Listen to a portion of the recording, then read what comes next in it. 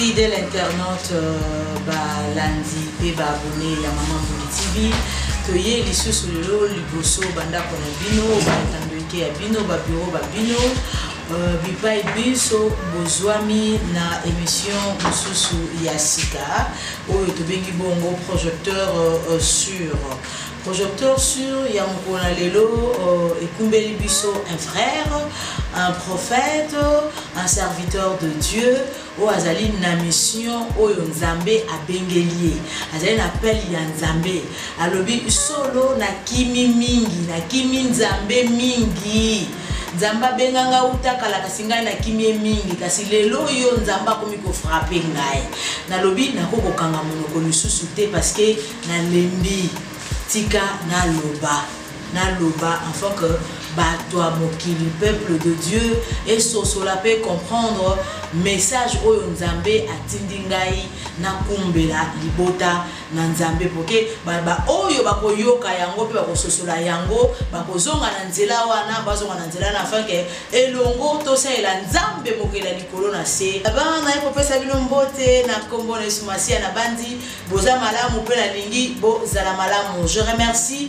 lelo nazali bongo ba preneur de vue mibale nazana Sydney pe nazana Christian Lou yeye ba Christian bazaki belé mais Sydney azalaka moko donc sur Sydney bando bota moko sur comme Sydney sur comme na kumbeli ya moté de Sydney azaka moko akotika la bekaka moko topesi sous merci pe mbote mingi na Francis Mafuta le grand réal et grand merci na papa Pichu Budiongo atikeli biso plateau pipai wapi tozo sela musala parce qu'il y a des patrons na biso katina oyo esika Pichu Budiongo oyo azali bongo azaka mutu basaka makambo belé yebe balaka bien te azebele azali directeur technique na biso azalaka aibi ko filmer aibi ko beta guitare aibi ko programmer musique réalisaka azebele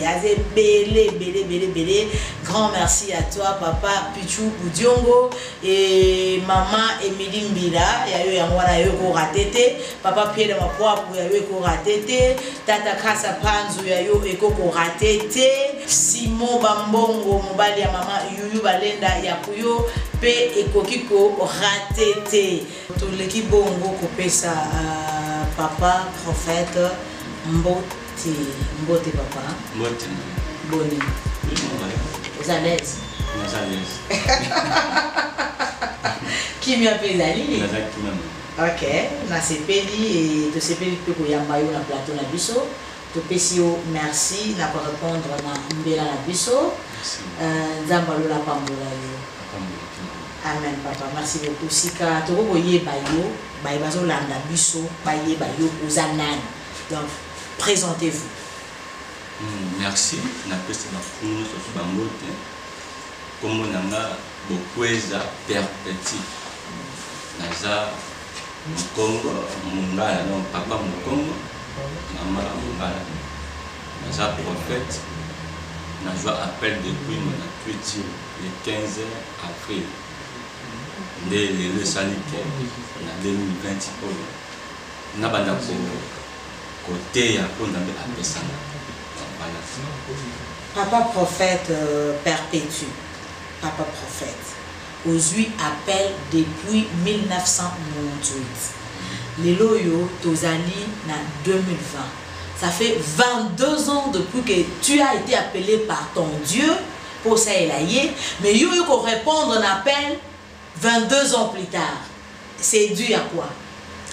Bon Obanga par rapport à bakolo podia esi basiama na mboka na biso bater a toujours le lenge moko et puis déjà bandima déjà ba konga mwana mokie et puis message dans ma casse oyo apesinga nazo bang est-ce que bakondimanga est-ce que bakobenganga nani nganga to magicien donc obanga na yango kisakike nasala bangu na oyo kokandi papa ngana yebike Nzambe tanga pesa la vision apesa na provision suko ko bango ya yo ya makasi oyo et duré pendant 22 ans ya lolenge nini et puis bakolo basi ama na makambo Nzambe na bandi bakolo basi ama bazala te parce que ma liboso nzambe biso notre tozabana papa.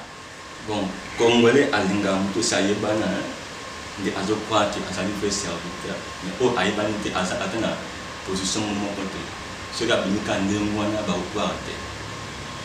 Mais bayebana babanda ndeni babanda peka bayebana kate et puis abandi musala o nzamba bengela et bien sûr par rapport à mission mission on a ezali ya kokangola peuple mobimba eza mission facilité qui n'a bien rabat boya ka ba miracle boye boyete on a na ezali vie alors na monique et eza penda bien que comment ça que frontière ya on ka côté na benga yepete yi aluka kinga c'est là que moi je m'avais tout ça dans la monnaie quand il faut qu'il faut madame penda stabilité na nyoyo habité c'est mieux na sala ko et ça qui na au peuple na ye pour ba yokanga ba joie puis un jour ce baptême. Donc tu vas retenir que papa Sidney andimi sur quoi ça est la nzambe parce que instabilité continue à finir. Oui, ma casse.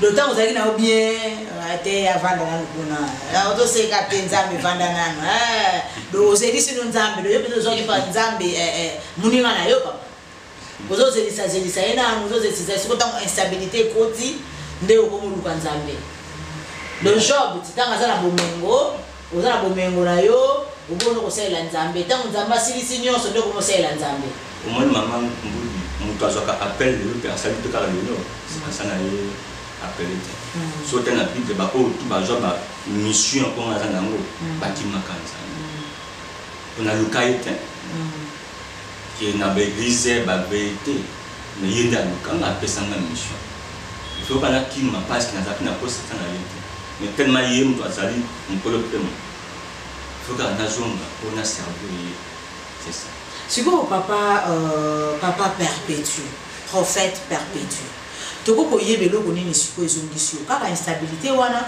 to kuteni pina makambo mususu na nzela na ndongo tambuli durant ces 22 ans et ça dit que vous décidé d'habiter nzambe cette fois-ci na ye oui makambo eleke belé moi ya kobeta ngo tous les égalité qui a mis ce qui on peut stanga chance que ba yokanga de ba ko découvrir alors eux ça penda important na peuple ya nzambe balongwa na ba erreur parce que erreur ni makambo na libeli même ceux qui n'a bon to boy ko na moi na ndako moi alandi lo yengia ba talibana déjà donc erreur déjà le message qui appelle de mobile na mobile aussi c'est la même chose même na makambo na nzambe ceux qui na ba erreur mingi un jour pour que ba kino quand ni na vie ya passe donc toye baké nzambe azali moko mobimba azaka moko nzambe wana amona na kate et puis sauveur azaka moko yewana Emmanuel Christ ma mission ezake naeba otalisa bato nani nzambe nani sauveur tant comme ko joa nzambe okomisiye mwana okomisiye mobikisi ezana ba erreur. Mais, voilà. Pardon papa, pardon prophète, prophète perpétue, pardon, tous à la claire, parce que je crois qu'il y a mon touya ou kumbio la plateau na biso nde yangoyo. Toye ba vraiment mission oyo nzambe a bengi la prophète perpétue ezali nini, ezala clair pour que peuple de Dieu et comprendre yo très bien. Mission ezali na te vérité. Vérité ezake toye ba nzambe moko pe to ba pe sauver moko. Nzambe azamu te akufaka te abota makapete. C'est ça yona nzambe na nguya nyonso. O ba bengi na français le Dieu tout puissant. Na ba kongo ba bengi nzambi kwa ngolo zonso. Dans chaque tribu ezna le lenge o ba benga ka nzambe. Mutamona ka nzambe azakate. Et puis sauver ala ka moko yona Christ soit Jésus-Christ qui est sauveur et envoyé ya nzambe. Dans le but que Yesu azan nzambe. C'est pour ça na ba erreur wana o joa vite. Tout à ce qui yomoko tali na Jean 17 verset 3. Jésus a deux sembles ensemble à l'obité bon ya seko et ça ba koye ba nzambe moko ya solo et ba nga mutinda na yo Yesu Christ c'est ça yemoko Jésus Christ. Donc papa prophète perpétue mission nzamba tindi ya ko bana peuple de Dieu aux ana libunga ezali que peuple de Dieu ebate nzamba za moko abota marate akufaka te oto bengi nzambi kwango lozonso na kikongo éternel Dieu tout puissant na lifalase. Donc pour papa prophète perpétue alobi ete Jésus Christ azali bongo mobikisi kasi aza nzambe te, c'est ça. Papa eza mapasi bako comprendre openza makambo oyo ya bon na osala toujours mission na nous politically ezalaka ye moko nzambe nde par rapport ya makambo ngana koloba nde bana nzambe soki bakoluka ko contredire nga dans la place que tout ce qu'on a débat est na tina moko te fa tous la défi ben église nous surtout oyo ezo semble à Jésus comme nzambe basa na ba passer tout la défi babon la yesu ce ka kasana so à répondre na défi wana mais le la sauveur a pas répondre papa à répondre parce que la sauveur dans le sauveur aussi ne répond pas c'est pas répondre à répondre parce que sur autant même na Jean 11 aujourd'hui 4 verset 30 tina 40 Lazare a kufa kiti Martha dit que non moté sur ça qui amen mon frère Lazare le a profité ba même Christ na kunda ba tebele balandi kota la Christ le lengi akosala mais que ça tali qui a monité ba tebele bazarana so ala kinzambe ba ba que non Lazare sort mais so tant de version là tout monde bana abandi kusani ko sambe la nzambe abinzambe na yebite oyo kakanga mais na sambe la pona ngati me pona ba ko bazar tebele nanga beba que yo mutu otindinga ya quand Lazare sort asla ka miracle moko te na nguya na ye moko face na nzambe c'est ça mais ngana yebi ke kombo moko epesa mela biso likola ba kombo no za kombo ya Yesu Masia alobi to senga ye to kozwa afin que le père soit honoré dans le fils. Oui, tant azaki vivant au moins avant Christ aya ba bana ko sambela au nom de l'Éternel mais quand Christ aye nde to komi ko senga na ye ye asenga nzambe mais tant akufi ake avant akufa ado sambela kala toujours na Jean 17 jusqu'à 1 tina 11 asambela nzambe adi nzambe tant na lakina mokili na baki kosala ba mikamu ici na baki la bato o na kombo na yo mais si konga na ta suna motilité e ba mbasa na mokili bati la ba na kombo na yo c'est ça sikoyo soki nazo comprendre yo solo yo zo benga soso na kombo na soso ntaba na kombo ntaba meme na kombo meme donc c'est que yo nzamba atindeli biso yo na mission ya Trinité c'est ça. Toi, on a Dieu le Père, Dieu le Fils, Dieu le Saint-Esprit. Trinité n'existe pas. Le cas va passer pour bâtir la Trinité, va plus se verser au milieu de la Trinité. Ils arrêtent. Parce que tant il y a un Christ à le but que non, et ça, on a Jean 17, pardon, sur une autre. Oui, allez-y. Donc, Jean 17, il y a un mot, verset 1 à 3. Et le Bible. Après avoir ainsi parlé, Jésus leva les yeux au ciel et dit, Père, l'heure est venue, glorifie ton Fils, afin que ton Fils te glorifie, selon que tu lui as donné pouvoir sur toute chair, afin qu'il accorde la vie éternelle à tous ceux qui tu lui as donné. Or, la vie éternelle, c'est qu'ils te connaissent, toi, le seul vrai Dieu, et celui que tu as envoyé. So il a le but que non, nous avons le vrai Dieu. À le but que non, Dieu le Père, on appelle Dieu le Fils et Dieu le Saint-Esprit. À le but que bon moyen c'est que ils n'ont pas eu yo nous avons mon compte avec pendant 7 heures. Il y a solo et banga motina na yo Yesu. Mais si quoi Yesu Christ wana lokola azali nzela solo pe bomo. Makomi le bomo te. Oui. Wa ko ye pa na ngai akozwa lobiko. Sikoyo yo siko lobia wa keno babela nze Yesu Christ lokola nzambe na bango ngana bela l'Éternel Dieu tout puissant tout à la nzamba nani akoyangola. Sikoyo kinzela na ye wana solo pe bomo yo bomi yango. Non, parce que moi j'allais naza dans le bon maman. Parce que naza témoin du Christ. Hein? Donc naza témoin du Christ au mais Christ a botamaka amonanaka. Donc ayaki ko témoigner tata, ayaki ko zongisa mutu pembe na Nzambe. Pour mutu apungaka akomaki éloigné na Nzambe.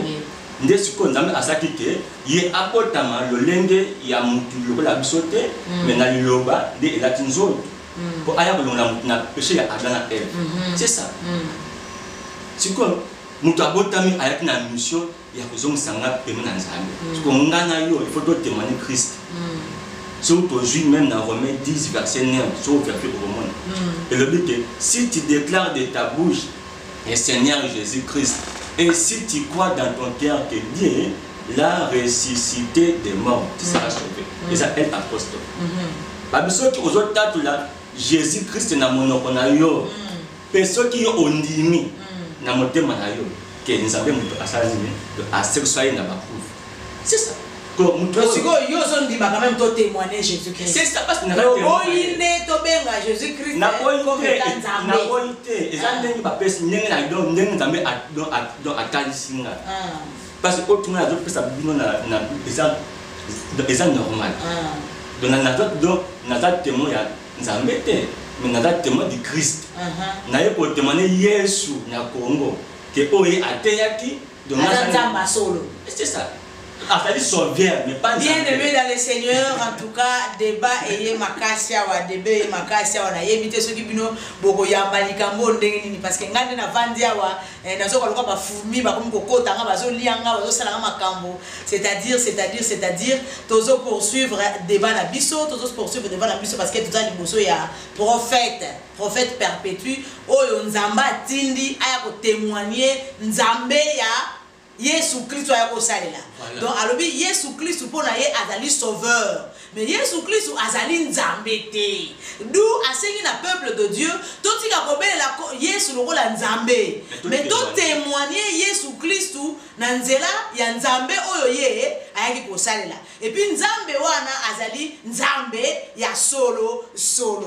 Eh bien, ce n'est pas moi, ce n'est pas moi. Et ça, Nzambo atindi papa prophète perpétue, Moutou, Azoloba. Papa prophète. Makamango kilo, hein? Makamango pema. Makambango muneni. Yesu aza Nzambe te. Yesu aza sauveur. Et papa prophète perpétue azali témoin du Christ. Oui. Papa. Et le royo kumbio yo. Bakota sukondi ozali na raison okima. Oui, donc il y a un moment qui non na charge pour nanga. Non, c'est ça. Mais parce que yo moko pe ti bazo bengo bongo za kondi maka Yesu za Nzambe, c'est ça. Mais oui, parce que na botama na kuti déjà Congo Yesu za Nzambe. Siko Nzambe siko abaki non, tiens, kala izaka boye na mais siko non ça siko nengeni. Parce que parce que na d'autres personnes et ça est clair et na pas mon côté. Donc ça na une théologie mais na une Bible spirituellement. Parce que la Bible ça il y a un des affaires oui sur la Bible. Donc plein de versets. Alors ça parce que la Bible il y a au monde les règles qui sont dans la Bible. L'orientation divine, prophète Bokwenda perpétue. C'est ça. Contradiction, inceste dans la Bible. Mission Isaac est comme orientation divine, prophète Bokwenda perpétue, quelques versets secrets et inceste dans la Bible. Papa, c'est vrai, je sais la bannière. Parce qu'on a eu Bible par esprit. L'esprit. Nous sommes aux autres temps, nous sommes ça pour comme la mise. Qui n'est pas notre temps la théologie. Pour pas que théologie on a et j'ai un malin monté. Et là quand même théologie ba missionnaire au bail au bon ça va nous là. Alors pour na yo ba ko bon ça ils sont là ce sont des missionnaires. C'est ça. Pour ba monde ba même les biso malaba Nzambe. Et c'est un malin. C'est que le lenge ne batte ya mon amno la batu. Ya mon et biblici. Parce que biso ça ko be la Nzambe pour mutulen. Non, Nzambe pour ton azakate. Nzambe azaka moko. Comment yo osana Congo ensemble Nzambe Dieu tout puissant. Aussi à le baga lingala qui compte c'est ça. Yem tu a divisé la langue. Azana Congo mon côté parce que Dieu tout puissant on a toutes les langues présentes. Il y a pour la comment on dit que là molongi na mokili. C'est ça. Et puis ça biso comment on t'a la molongi na mokili. Pour la victorie du monde, sur le temps qui a 1 Jean. Le 1 Jean 5. 5 à 10. 1 Jean 5. Oui, 5 à 10. Yo mo tama pour M sonana. 1 Jean 5, 5 10. 1 Jean 5. 5 10. 5 à 10. 1 Jean 5. 5 10. 1 Jean 5. 5 à 10. Miss ou d'état monsieur vous ça va, c'est bon. 1 Jean 5. 5 10. 5 à 10. Qui est celui qui a triomphé du monde? Oui. Sinon, c'est lui qui croit que Jésus-Christ est le Fils de Dieu. Voilà. Là, c'est une question. Hein? C'est lui, Jésus-Christ, qui est venu avec de l'eau, du sang, non avec seulement, mais avec l'eau et avec le sang. Et c'est l'Esprit qui rend témoignage. Parce que l'Esprit est la vérité. Car il y en a en trois qui rendent témoignage. L'Esprit, l'eau et le sang. Et les trois sont d'accord. Si nous recevons le témoignage de l'homme, le témoignage de Dieu est plus grand. Car le témoignage de Dieu consiste en ce qu'il a rendu témoignage à son Fils. C'est lui qui croit au Fils de Dieu a ce témoignage en lui-même. C'est lui qui ne croit pas. Dieu le fait menteur. Le fait menteur, oui. Puisqu'il ne croit pas au témoignage que Dieu a rendu à son Fils.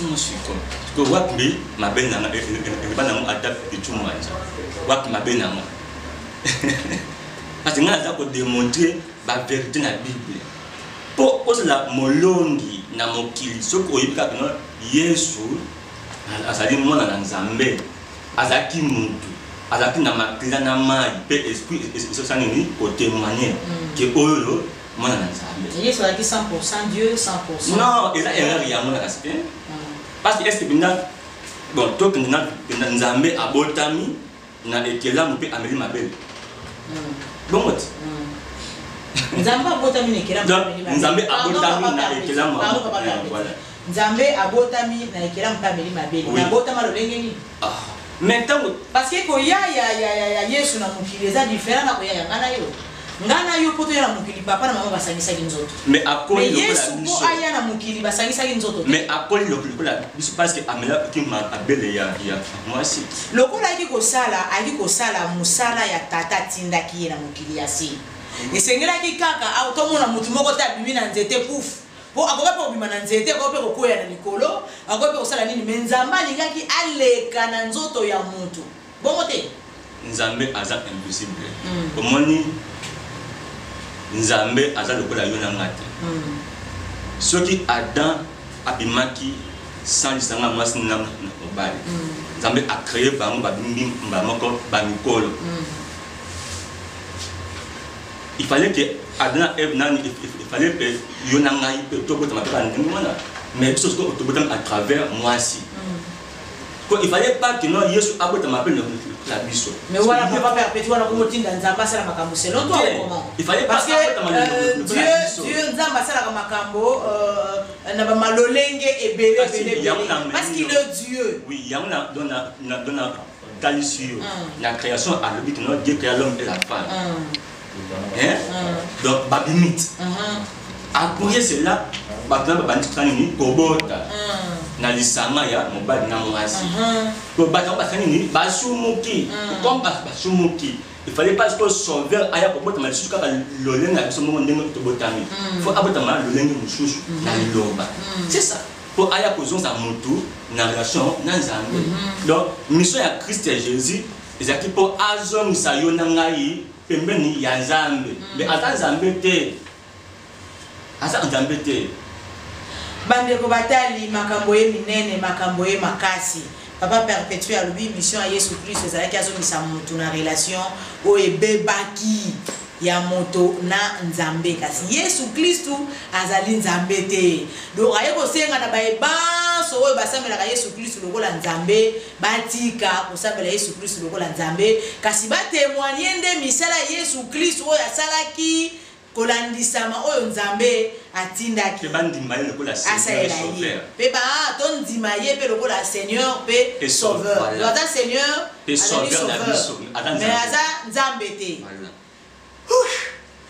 oh fona soupirina alobi tondima ye lokola Seigneur et sauveur kasi azali nzambe te ya motuya to témoigner misala Yesu Kristu. Nauti komona eloko moko boye du genre clip. Siko appel na yo na mission na yo. Eza kaka ote ya liloba te mais oti yango pe na musique. Bon, musique ezali parmi ba grâce oyo apesinga. Même si yo oyokinga na côté ya boyete, même si à travers le yembo, même ba adoration et bebi nango. Il faut toujours adorer le vrai Seigneur. C'est ça. Sur la Ontonandi, nous avons merci, bien-aimé dans le Seigneur. Tous nous extrait et Nzembo etamboli nanga kotope mabe parce que moté me comme likolo. Tope mandambo sima to ya ozonga. Yawe nani mosusu oyo akolimbisa ngai soki yote Yawe nani mosusu oyo akolimbisa ngai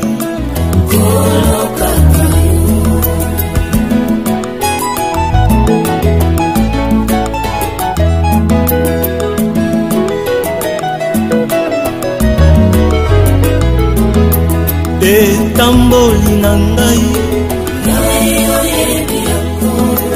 na masumu na ngai etamboli na ngai o na masumu na ngai soki yote Yawe nani mosusu balingami kati na kolo na banzi boti bongo kolanda loyembo ya prophète perpétue na titre ya etamboli nanga. Je ne sais pas si je me trompe bien on a terme etamboli nanga siko na loyembo papa na ebite ozota lisanzambe nini etamboli na yo ezaki mabe ayoka mawalimbisa yo ou comment nous soutenons c'est à moi azapena etamboli na ye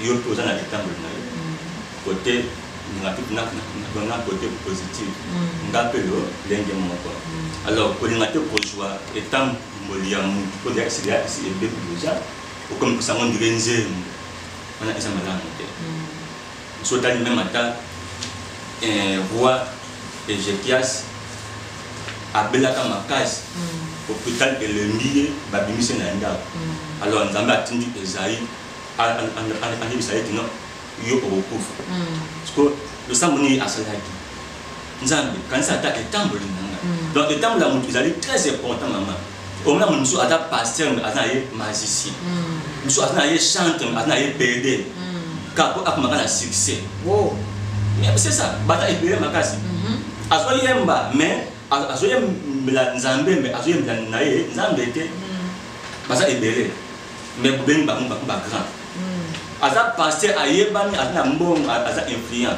mais aza serviteur ya diable mais comme oyebi na etamboli na ye te ozo respecter ye donc mutu ayebi etamboli na yo nanga ezaka nzambe donc meilleur jugement ya mutu eza kaka conscience na moko mutu nga na miyebi mpongo na zali msu bandeko ebele bandandinga awa papa oyo yamaka mpongo na zoloba msu bakomi donc juger nga déjà osunani magicien ganga o diable mais peut-être eza bon que ne bango bazali kokanisa tu vois mais na yebi etamboli nanga donc mutu atalisa nzambe etamboli na ye kote mabe nzambe alimbisa c'est ça solo papa perpétue alobi ya motu ya na loyembo na ye moto la moto atalisa nzambe tamboli na ye comme ça oya mabe nzamba sala nini alimbisa parce que molimbisi na masuma bato ezali kaka Yesu Masia. Non, pas Jésus, c'est le Dieu tout puissant nzambe. Ah, c'est le Dieu tout puissant, excusez-moi. Qu'est-ce que je peux dire par là?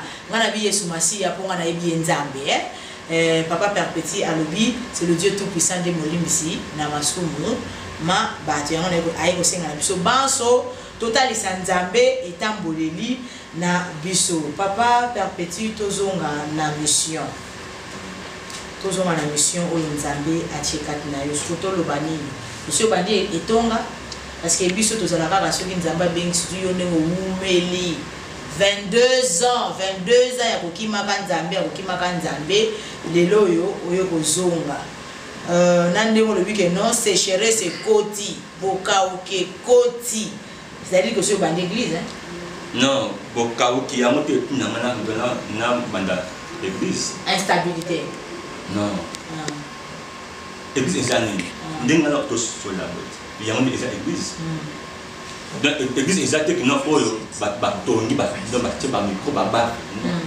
eza moto ma nzambe alobi na Ézéchiel 18:20 alobi que l'âme qui pêche c'est celle qui mourra alors l'église était azande molimo na yona yanga donc on a ngana côté ya ba babonga thème ba vérité ce qui peut nous grâce un jour que non de nous appeler si place toute l'église na ota pour que batanda non pour que peuple wana ba kuzoka enseignement yango na lo baté papa na tuna ko lo bio église ezakaka nda ba passer pour que bakima moi na ndona mvula mais yo lo bi muto molimo nde yango c'est important comme makana mona doté ya yo soki ondimi yango pe otie yango en pratique ndé au la chauffe mais souvent enseignement oyo yeli biso mission o nzamba pesikati na yo bandote yango kana ba télévision bandote yango kaka na ba radio bandote yango wapi place au précis bato bakolo non en tout cas ngai enseignement oyo na sepeli na yango mwana mobali oyo mission oyo eza penza nzambe mutapesi ye yango pokolo bate Yesu aza Seigneur aza sauveur c'est vrai Yesu aza nzambe te c'est vrai donc en tout cas ngai na moni sika musa okende te fo kaka na kende kuna siko bakosuka wapi basambela kana banda kosambela bible elobi soki mibali basangani na kombo nanga nzambe azala wana ti soki yo ondimi ongana te même si oza musika même à partir ya ndako na yo so osambela nzambe azala kati na yo mais il faut tozala lokola bantoma te tozala asidi na liloba tovanda na liloba parce que liloba kaka ona yoki une fois pour tout ici fona mano yoka ngo pona kola te l'homme ne vivra pas seulement na lipa mais de toutes paroles qui sortent de la bouche pour l'instant place qui a retaba tout exalité ndina bandi mission ce que sali qui est mutu accepter pour cela place na ye papa et place ya moto pesi pour que bana nzambe ba big satama c'est ma bébé mais nous la exemple na ko le place moko be kala pour que na sala église non na bandi mission na ngamuke o akotutama tikanga na soutenir prophète o na ma place na moi différent et toute église o be alin que notre temps na ensemble toye mais comme que nous na église ya mo de commune de ma case au moins nous sommes à marathon on dit à l'église donc sala akina côté na wenze donc c'est que wenze comme na pas église comme tu mais c'est ça non hein c'est que nous avons attendu on dit na wenze donc ça veut dire que pour na yo on dit ils a place au côté à consommer que ya quoi que bagage aux attaques na pas na côté na wenze pour na zamata sans francs parce que j'aime grâce ça est belé mais na dos souffrir parce que na boyi ko bébé sa évangile ya nzambe po na kina mona bandaka ba grâce yango ba grâce ozolo ba grâce belé parce que ko ça peut toujours se vanter ba grâce yango isa ba grâce et na ba kimsusu au la télévision donc ba te aka le moko guérison miracle et comment dire mission mais guérison et ko kumba na vie et le kumba na vie ça pour nazo donc la grâce est déjà comme une provision. Même si pas n'importe quel de accord belle. Nous avons dit que ça y est. Si on a mis à ligne à dire ça, pour accomplir ça y est, donc c'est non mais pas c'est long. Est-ce que nous avons donc à ce beau tâté. C'est quoi? Ah donc ici on dit mais là déjà message pour. Il faut assembler pour naït. C'est ça. Donc papa prophète perpétue azala ngolu ya kobondela pona babeli ba obika basi ba bota rate bazobota ba yo basi ba kufa ba osekwa non mutation ça va bizarre nzambe ngaite. Mais non non na bité ke yondo sekusi. Na lobi ozala ngolu ya kobondela pona. Soki nzambe parce que ngamu kuna muna na bref parce que moi na ko ya ngamu akufa. Soko kina kinzambe te ba oba ayebi amu bien.